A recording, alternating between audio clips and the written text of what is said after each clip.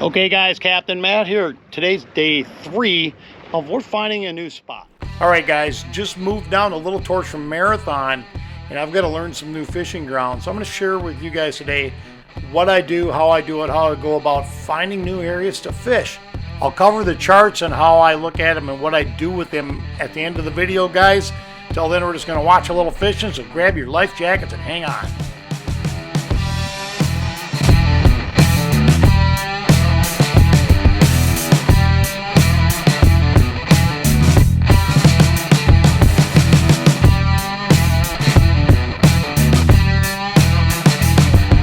So I spent 3 days looking for new locations. I think I've found 6 or 7 spots that had tilefish total. We just caught about a 30 to 32 pound snowy grouper. We found some new Blackbelly Rose spots, and I found another snowy grouper spot. So in 3 days, and it's just been cruising along, checking, looking at your chart, looking at, okay, if you see a point coming out on your chart, try that. If you see a hump on the chart, try it. Just go over the spot first, and if you see something unusual, then stop and drop it and do 2 or 3 drops. If it looks good, 10 minutes max a drop. Set the boat, get the float over the spot, and then keep moving on. That's what I've been doing as I'm learning the new fishing grounds I'm working out of right now. All right, guys, Captain Matt here, Marathon Sport Fishing. I have special guest, Captain Todd with Getting Tight Charters. We're all playing today. We're just trying to find a couple new deep drop spots, and we just hooked one up. We're about 3/4 of the way up.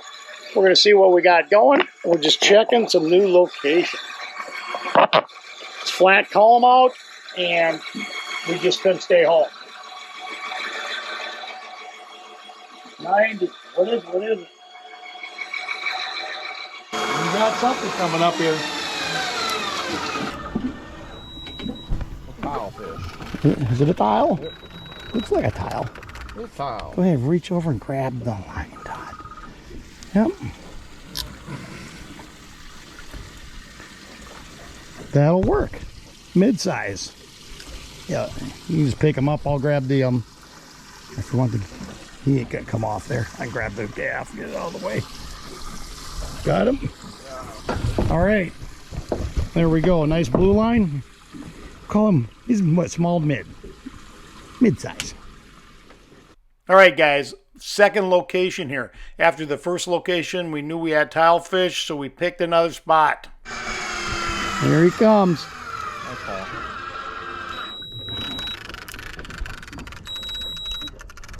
A little bigger. Yeah, you could tell when he hit it. Oh, he got off. Hit your motor, he'll float.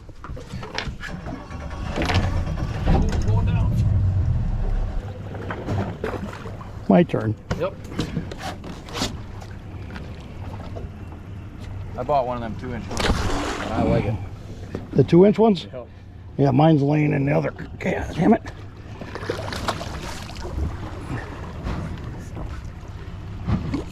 There you got him. There you got him. Oh, get him. Here coming. Almost had an escapee, guys. Almost. All right, guys. We're on another spot. We are spot hopping.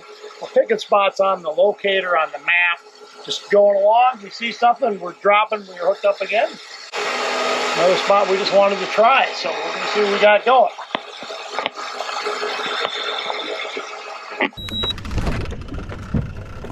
Grab the gaff so you can pull the line in, Todd.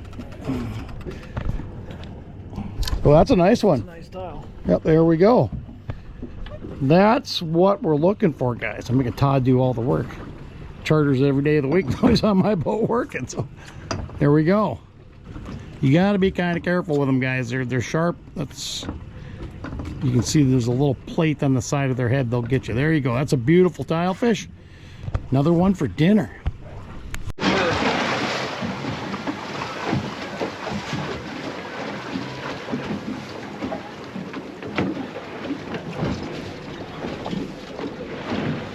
See any bait on it? We got a floater, guys. We're just taking off. We're just running up on this floater. Todd spotted it when I was reeling in the last fish. Rope's only 4 feet long. Okay. If it had a lot of rope on it, it'd be a gold mine. There's no bait or nothing on it right now. One little bar jack. All right. All right, guys. This is day number 3. I have special guest Marcus with me. We went out. We did a couple sword drops. Then we're moving in to try a spot we found. I pull the boat up and stop, and the entire spot is full of mahi. So we tossed 2 lines out quick. We've got 2 fish hooked up here. They're feeding. Let's get yours. Can you know how to flip them in? Or do you want me to flip them? Hold on, let's take a better look at him. Just easy with him. Keep your rod tip down so he doesn't jump over my line. That was close. If he gets off, they send a signal out to the rest of the school. All right, flip him up. You want to open that? Hold on, you want me to gaff him? He's pretty big. You gotta come over. Yep. Oh, keep him in the water. Don't get off there. Oh, rod tip over them. All right, open the bail. Undo the hook. Grab the other rod up. All right, guys. So we were pulling into the spot, like I had said. And there was this mahi everywhere under the boat when we stopped. So I quickly tossed 2 lines out. We hooked 2 fish up immediately. I'm cutting the bags open. I'm getting some of the sword bait out of the way there. And we're just throwing a few chunks out, keeping the school next to the boat. We've got 2 fish on right now. I'm kind of getting organized. Marcus wants to bring a few mahi home to Michigan when he heads out next week, so we're going to try to put a few of these in the boat for him. Put him right in. In the boat. Ready? We're going to. Ooh, look at him. Ooh, that's a nice one there. It wasn't even in the water yet.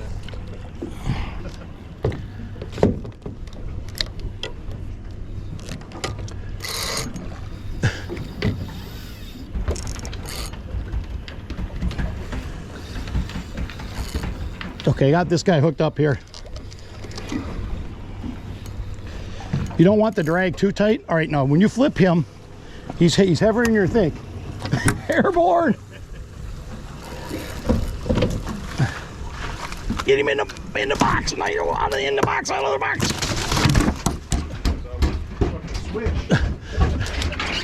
box. Shit is getting crazy. All right.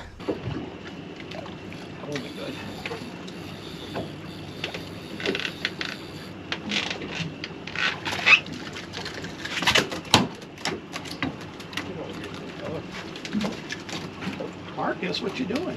Getting my motors playing. Shut the lid a second and calm down. All right, guys, where we're pulling up the deep drop, we got rudely interrupted by a bunch of mahi, so we kept like 5 of those guys. Marcus just hit the bottom, laid it down, wham, wham, wham, right away. So we're gonna see what we got shaking. You guys will probably recognize Marcus from the extremely large mako video. That was his idea to have the mako eat our big swordfish just for the content. No, he was on board when we did that.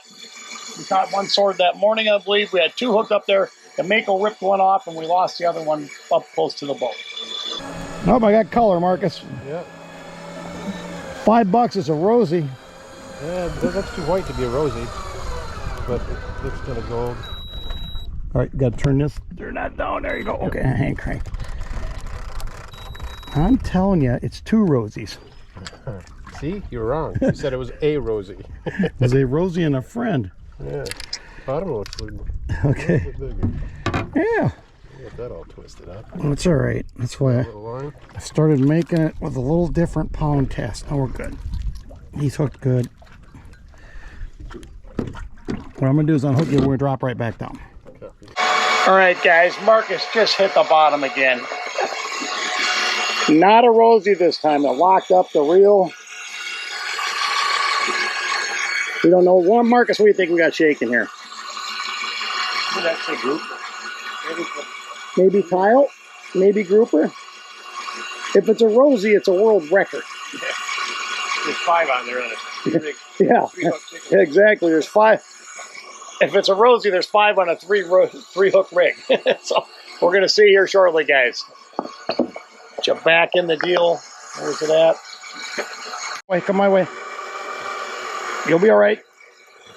So we just saw a Mahi jump out here, and I look, and this line is outside the other line. He's still there. You can't make this up. All right. You got him hooked? You know what? The bail was open. That's why he's way the hell over here. We're up to the front and put him in up there right at the moment, or see what you got. See how big he is, Marcus. I was wondering why he was jumping up there. Well,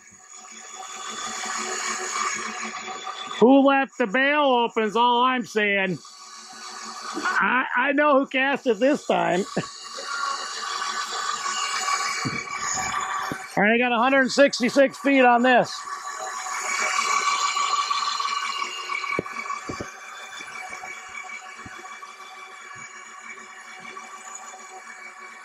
$107. What you got going here?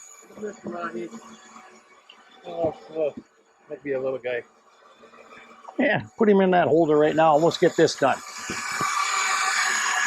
Here it comes. I got color.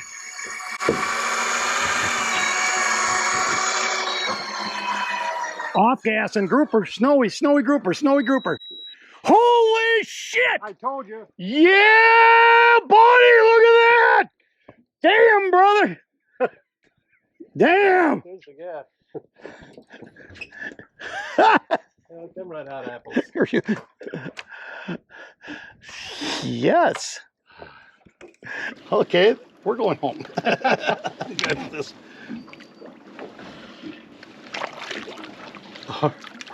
Hold on, no, he's still going to be lively. Now you popped his bladder, so pick him up, get him in the boat. Mahi burning around under the boat, probably yours. Hold him up, Marcus. Hey guys, here you go. Gonna clean the big snowy we caught yesterday. He's been on ice for a full day now. I want to rinse the slime off of them. They're a pretty slimy fish. So with these big guys, first of all, they got a pretty good sized cheek meat. My fillet table is a little slippery because it's new. Knives are sharpened up, we're ready to roll. Okay guys, so when I'm cleaning groupers or fish that are really round, or like these guys have great big heads on them, what I like to do is I'm going to outline the entire fish here first. So I'm going to just start the cuts, outline both sides of the fish before I take the fillets off. So that's kind of what I'm doing here. I'm just working my way around them. I'm taking my time. I got this running on high speed because you don't need to sit and watch it low speed. My fish cleaning table here is brand new, so it's really slippery.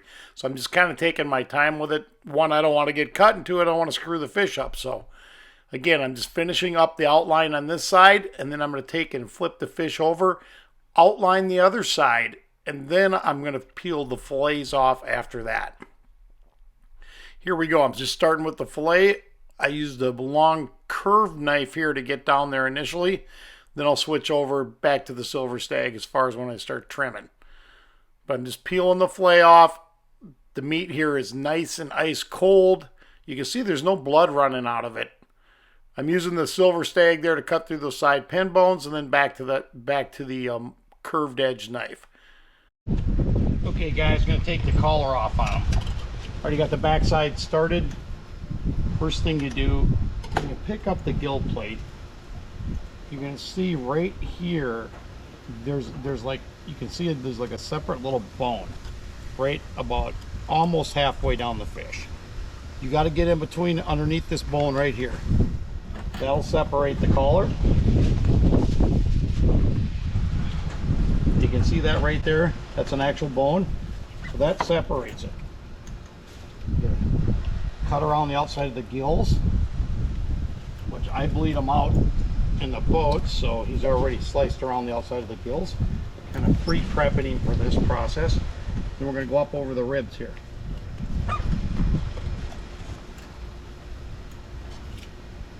So that's how you get the collar basically loose. There's like a diaphragm in here. I'll show you.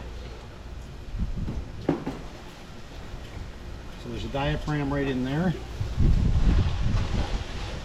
Flies are out here right in the moment. Like I said, I already did the other side.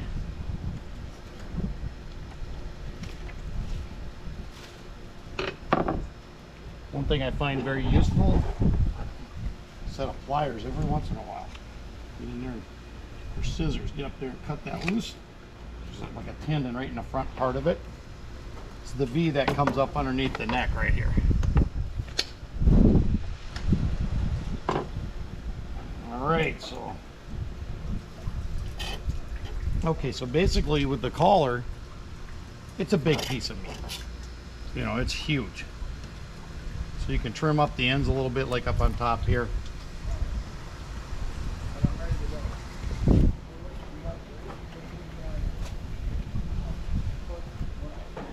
And I usually take it, I'll crack it in the middle like this, just to flatten it out. All right, guys, there you have it. That's a clean collar. It's about like this thick. A lot of meat on it. It's actually my favorite piece of meat off the snowy grouper, or a big black. Okay, guys, I'm just going to finish up the sides of the fish here.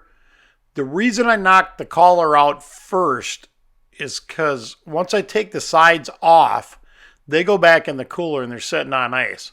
So here I'm separating the side. And there's on the top part of the fish, there's two separate muscle groups up there. Sometimes I separate them on the even ones that are bigger than this. This was about a 25-pounder. I trimmed out the bloodline and a little bit of bones that stick out from the side on these. Now you can see on the back there, there's bloodline on the outside of the fish between the fish and the skin. So I try to keep the knife up about 1/8 of an inch, and any remaining I like to trim off, which is what I'm doing here. But that's an absolute perfect piece of snowy grouper right there.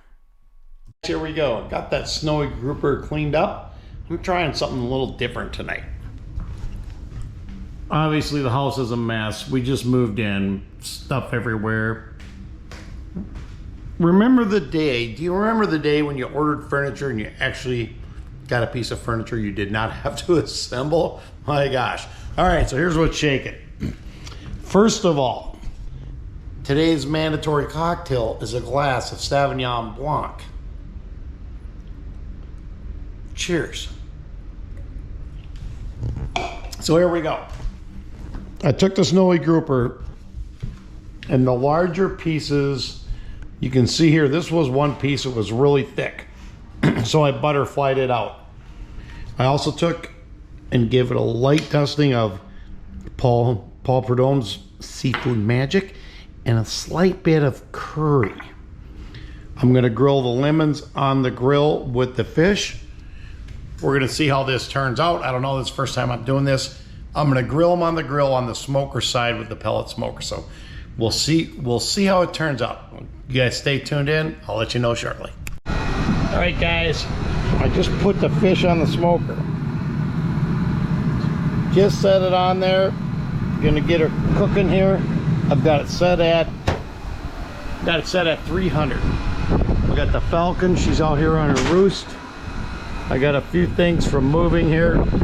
When you move a full captain's outfit, you got a lot of stuff to move. So obviously it takes a little bit to get everything put away, reorganized, get the tackle room back into shape at the new property. But tonight we're doing the snowy grouper.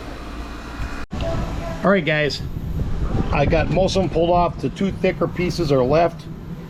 When you go to touch your fish, it's a little, you can tell it's a little soft in the middle. Don't touch it and then lick your finger and touch it again. No. So today on the taste test, we have Mr. Marcus and Captain Jim, who you've seen both on my channel quite a bit. They're going to be tasting the Mahi. No, it's the snowy. So we're tasting the snowy. Mahi. So Jim is one of the best seafood cooks, if not the best, in the Keys. So this will be a test of my cooking skills. How's it look? What kind of seasoning we got on this? We got a little Paul Prudhomme's Seafood Magic with a dust of curry mixed Smell in. the curry. Yo, You should taste it before you say that. it smells good enough to eat. Okay. I'm with you, brother. Again, you guys, Jim is one of the best seafood cooks. It's awesome. Next time, we're gonna do smoked paprika, and you're gonna love it. All right, you guys heard it here, smoked paprika. Guys, here you go. This is a screenshot from my phone from my Active Captain app, but it'll be the same exact app that's on your chart plotter. And no matter what brand of chart plotter you're using, they all have got some pretty good data on them. So initially, when I first started deep dropping, and still, these are ways I look for new areas. First of all, I kind of like a little bit of structure, like points like this. You got a little point here. You can see there's a point coming out here, there, versus the flat. So initially, what I would do is, let's say I was going to look through this area. It's probably 4 miles across here. I'd boat into the spot, and I would kind of just go across it doing a grid pattern. You're going to want to slow down with your boat to do this. And a lot of times, if you want to catch mahi as well, you definitely want to throw out 2 lines behind the boat, troll a little grid pattern, spend a half hour trolling this stuff to see what's there. As you're coming across, there's supposed to be a point here. Is there or not? Sometimes there's not, and it shows there is. Sometimes there is. But if you come across it and you see something, hit mark on the location. Maybe across there, you came up here and that one was actually good too. Maybe you came across here, wasn't as pronounced, but maybe this one was more. You had a good point here and it got deeper on the inside of it. So after I do a grid search on those areas and I've marked a few spots, let's say we're going to fish this particular spot first. This is west here. Usually the current's going west to east. You're going to want to pull your boat up, stop here, have the boat facing west, and then check your drift. And if it's going straight west, you know where to start. If your drift's, you stop here and your drift's going here, you know you're going to need to start down here. And as a rule of thumb, if I'm in 700 feet of water, for example, here 780, I'm going to want to be about 700 feet out in front of the spot to allow enough time for the weight and the bait to get to the bottom. So if the drift is coming straight across, I start 780 feet in front of it, start dropping the bait, and I time it. I try to, like here, I would try to drift through this section there and then pick up. Maybe you do one here, you'd come across the top of it, then you do another one. And I try to limit my drifts to about 10 minutes. It takes a little getting used to if you haven't done it a lot as far as boat control, how you're drifting, but that's how I do spot hunting. The next one, I do 2 drifts there, come down here, do 2 drifts across here. So that's one way to find new spots and new locations. Okay, guys, a second way, Garmin has what is called relief shading. There's a couple different programs out there as far as what you can utilize with some bottom detail echo sounded out. So here you can see some smooth areas on it. Then you see areas where they've came over with sonar. So I take a look at this as well. A lot of the deep areas aren't mapped out to the extent you would want them. But for example, if I was out here deep dropping, I was in this location, this would have some interest for me. I would definitely want to check that out, drop it. It's definitely a spot that's going to be dangerous to your tackle.